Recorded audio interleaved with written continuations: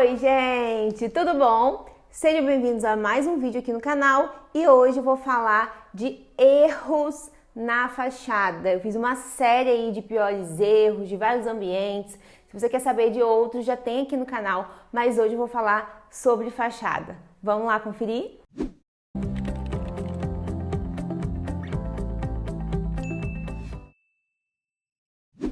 Fachada, montar a fachada da sua casa parece ser algo simples, mas eu vejo muita gente errando em detalhes importantes, misturando alguns materiais, colocando outros materiais que também não ficam com um acabamento legal, exagerando em alguns itens, esquecendo de outros. Você não quer errar aí na fachada da sua casa, então esse vídeo é para você. A fachada ela é extremamente importante, tá, gente? Ela é o cartão de visita. É a primeira coisa que a gente olha, a primeira impressão de uma casa está na fachada. Então, você chegou, a casa pode ser linda, a gente pode ter uma planta maravilhosa, mas se a sua fachada não tiver de acordo, se a sua fachada não estiver harmoniosa e bem pensada, não está valendo de nada. Então vamos lá aprender com cada erro. O primeiro erro é você não definir um estilo da sua fachada. Eu ainda não fiz um vídeo sobre estilos de fachada. Algumas pessoas já me pediram, se vocês quiserem comenta aqui, mas eu vou colocar algumas imagens de alguns estilos. O que acontece?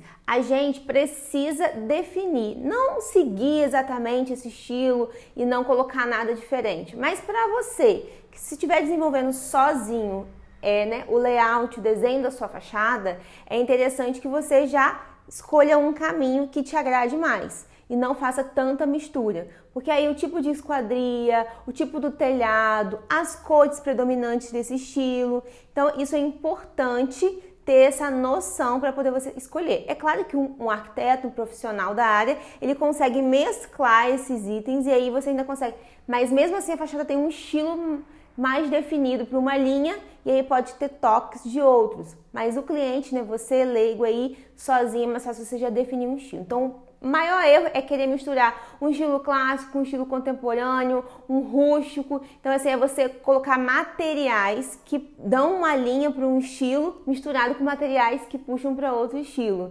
E aí a sua fachada fica confusa e não fica interessante. O segundo item é muro também é fachada. Já falei isso aqui no canal e tem muita gente que já aprendeu. Então você tem a sua casa, o muro ele compõe essa fachada, então ele vai seguir o mesmo estilo, o mesmo padrão. Então por isso é importante. Eu vejo as pessoas errarem exatamente quando esquecem que o muro faz parte da casa e coloca lá o detalhe que eles querem, a casa outros detalhes, aí não combina uma coisa com a outra. Percebam que as fachadas mais bonitas que possuem muro, elas complementam com a casa no fundo. Então o muro, pessoal, ele precisa compor perfeitamente com a sua casa. Aí sim você vai estar acertando na sua fachada. O terceiro erro muito recorrente é em relação à pedra dos peitoris de janela. Sabe quando a gente coloca um granito na base da janela e aí as pessoas variam essa pedra? Por quê? Dentro de casa, você escolhe um padrão, na verdade, né? Vou colocar um preto, por exemplo, um preto São Gabriel. E aí, em algum momento, o seu banheiro não combina com esse peitoril preto. Aí você resolve trocar e colocar um branco. Na cozinha, fica melhor você colocar um bege, porque a bancada da cozinha é bege. E aí, o que acontece? Sua fachada começa a ter peitoris com pedras diferentes. Aí fica aquela confusão. Para resolver essa questão, primeiro você precisa padronizar a sua pedra. Então, escolha uma pedra mais neutra, um branco siena, um branco ceará, um tom mais neutro, onde você vai colocar em todas as janelas e aí vai ficar toda a sua fachada uniforme. Ou se for um preto, tiver de acordo com o estilo da sua fachada, também pode ser, e aí você padroniza. E dentro do seu ambiente, se essa base, esse tom de pedra não combinar, você pode fazer meio a meio. Então, metade desse peitoril para fora no preto e a outra metade para dentro na cor que combina melhor com o seu ambiente. É uma opção, tá? Ou você pode deixar ele na mesma cor porque é um padrão da fachada, então não é um padrão interno da casa. A gente tem que pensar que porque algumas coisas que a gente troca dentro de casa interferem na fachada. Isso também serve para as esquadrias. Tem gente que acha que pode colocar janelas diferentes, misturar. Eu tenho uma de madeira na minha sala, eu tenho uma de vidro no outro ambiente, e aí tá tudo bem. A sua fachada vai ficar muito confusa e misturada demais com essas esquadrias. Inclusive as cores, né? Misturar um vidro fumê com vidro incolor, um vidro verde com vidro incolor. Né? Vamos padronizar porque vai ficar muito melhor. Só que o único elemento que a gente pode realmente dar aquele destaque é a porta principal, que ela pode ser totalmente diferente, de um material diferente, com um detalhe diferente, enfim, ela é o destaque da sua casa, então você pode sim compor ela com um detalhe que vai valorizar e que não é o padrão que você já tem na casa, mas ao mesmo tempo ele tem que ter uma linguagem nessa fachada, combinar com o estilo. O quinto item é desconsiderar os elementos que interferem na fachada. Eu falei com vocês do muro que ele compõe, agora existem outros elementos que podem fazer parte da sua casa aí, que vão interferir diretamente no aspecto estético da sua fachada. Por exemplo, uma escada externa. Tem gente que tem, por algum motivo, uma escada externa que é visível pela frente da casa.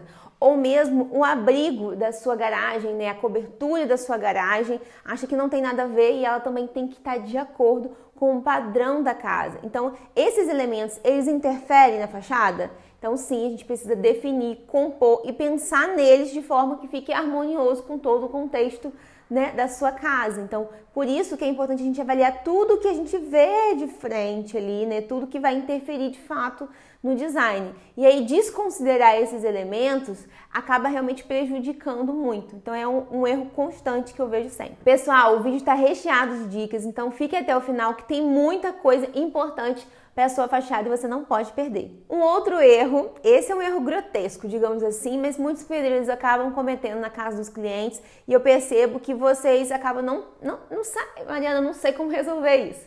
E aí, quis trazer nesse vídeo para te ajudar. A questão da tubulação externa, eu já vi, presenciei aquela tubulação externa ou uma tubulação de esgoto passando na frente da fachada e aí depois o cliente não sabe o que faz com isso, ou mesmo a questão das condensadoras de ar-condicionado.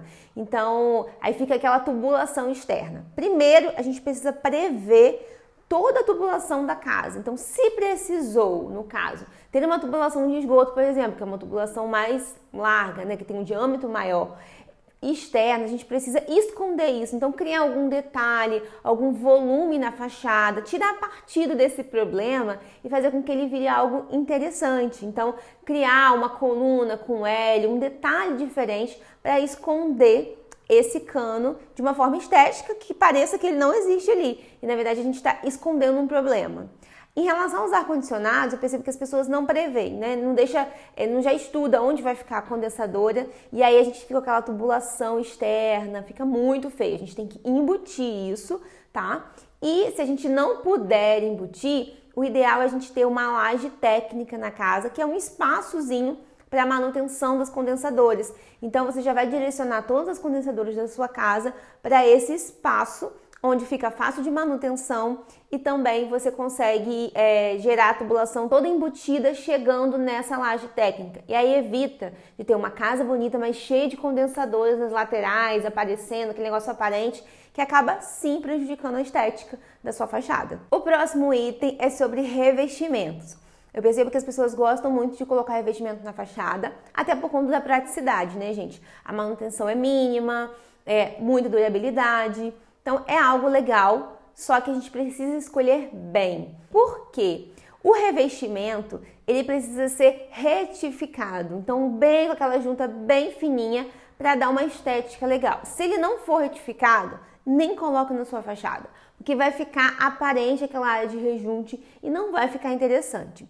Outra coisa que as pessoas, por conta da praticidade, querem revestir a fachada inteira. Colocar em toda a parede, em todas as paredes, na lateral, na frente toda, e isso fica muito poluído. A fachada precisa de um respiro, então a gente tem que ter revestimentos em algumas áreas como detalhe, em outras mesclar com pintura, mesclar com textura, outros materiais que vão se complementar. E aí a gente vai ter uma fachada mais interessante, mais leve do que aquela fachada toda chapada de revestimento. Cuidado também com as imitações baratas. Então, assim, baratas eu não digo nem barata em relação ao preço, também é barata em relação ao preço, mas aquela imitação muito fajuta mesmo, onde você vê que é um piso imitando alguma coisa. Então, imitando um tijolinho. Existem já tijolinhos ou revestimentos que imitam tijolinhos e tem um aspecto mais interessante, por exemplo, que já tem um recorte do tijolinho, você encaixa e aí fica parecendo que foi peça por peça. Já existe o revestimento de cimento peça por peça, próprio para a área externa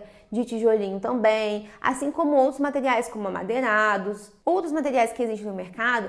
Cuidado com esses retangulares quadrados, fica o desenho ali, aquela impressão, e você vê que é uma coisa muito fajuta, e aí acaba com a estética da sua casa. Se você não pode investir em um material, né, retificado, em uma linha, porque eles não são baratinhos, mas vale a pena pela durabilidade, mas se você não pode investir, é melhor optar por uma textura, uma pintura, porque vai ficar com uma estética bem mais agradável à sua fachada. O próximo erro é sobre cores extravagantes. Eu acho que uma casa não deve ter cores muito intensas e extravagantes, porque eu acho que remete a um comércio, a algo que realmente necessita da nossa atenção. É claro que existe, o arquiteto ele pode desenvolver uma coisa para você que tenha uma cor vibrante, mas um detalhe, sabe, um ponto, mas eu quero dizer assim, uma fachada toda azul, toda verde, toda amarela. Esses conceitos a gente até usa, por exemplo, para casas de vila, para algumas questões culturais, alguns locais aqui no Brasil possuem um estilo mais cultural de casas coloridas. A gente vê isso em alguns lugares. Então, assim, aí é diferente, tá, gente? É uma questão cultural, é uma questão do espaço, ter essas casinhas misturar até às vezes a porta de uma cor, a casa de outra, é diferente. Mas em geral, né, fora desse contexto, a gente precisa pensar em cores mais suaves, não neutras, branco só não. A gente pode ter cinza, mas cores neutras. Você gosta de uma cor, um verde? Você gosta de um vinho? Puxe mais para tons frios e não tão vibrantes. Você pode colocar cores terrosas, tons terrosos. Então, isso sim vai te ajudar a ter uma casa bonita, elegante, sem ficar com essa cor assim, muito extravagante. O próximo erro é não investir em iluminação. E isso parece bobo, mas é muito comum. Eu já vi casas aqui na minha cidade bonitas, até de condomínio, onde a iluminação estava assim, a desejar. Uma iluminação branca na fachada não valoriza, tá, gente? Ela deixa o seu ambiente super frio. Lembra até um espaço comercial, uma farmácia, uma coisa assim que precisa de uma iluminação branca para a gente identificar. Então a gente precisa entender que luz neutra e amarela são as mais adequadas, aconchegantes e que valorizam o nosso ambiente e a nossa fachada. Então um revestimento que você tenha na fachada, ele precisa de uma iluminação, de uma arandela, ele precisa de um spot ali dando um banho de luz, a gente precisa de criar detalhes de iluminação para valorizar esses elementos que tem na sua fachada. Fora que a gente precisa de uma iluminação ali na entrada social, a gente precisa de uma iluminação no seu número, sabe? Para poder identificar à noite. A gente precisa criar isso. Isso não precisa ter um mundo de iluminação na fachada, mas se ela for pontual, já vai fazer toda a diferença e aí vai deixar a sua fachada mais agradável. Então, assim, opte por cores neutras, né? Pela iluminação de tom neutro e pela amarela, que vai ficar mais agradável, mesclando, né, esses itens e criando pontos diferentes na sua fachada, vai ficar maravilhosa. Um outro erro constante é o mau posicionamento de medidores de energia e de água.